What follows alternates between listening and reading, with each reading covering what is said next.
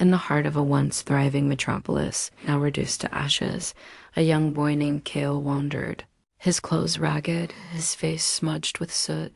but his spirit remained unbroken. A beacon of hope in a world consumed by fire, a world that had once been green and full of life. Kale had seen the skies turn to ash when the great dragons descended, bringing with them the end of days. A catastrophe that had reduced the once great city to a smoldering ruin, a ruin that had once been a symbol of the ingenuity of man. Now, he wandered the ruins, searching for any sign of his family, any hint of life, driven by the hope of a reunion, a hope that burned as brightly as the fires that had consumed the world, a world that had once been full of promise, a world that had once been full of life.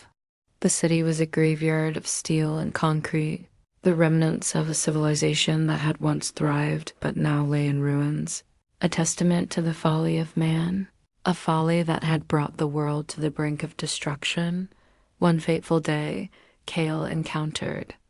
the largest of the dragons, a beast with scales like molten lava and eyes that burned with the fury of 1,000 suns. A living embodiment of the destruction that had befallen the world, a destruction that had reduced the world to a shadow of its former self. The dragon, known as Ignis, a harbinger of the end of all things, a shadow that seemed to mock the folly of man, a folly that had brought the world to the brink of destruction. Kale, with nothing but a slingshot and his courage, faced the beast, his spirit burning brighter than any flame, a testament to the indomitable will of humanity, a will that refused to be broken, even in the face of the apocalypse, a will that refused to surrender, even in the face of the end of all things.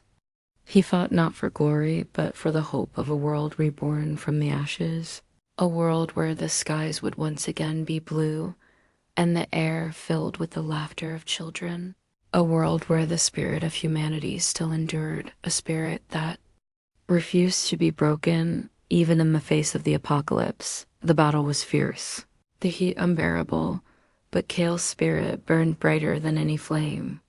driven by the memories of a world that once was and the hope of a world that could be,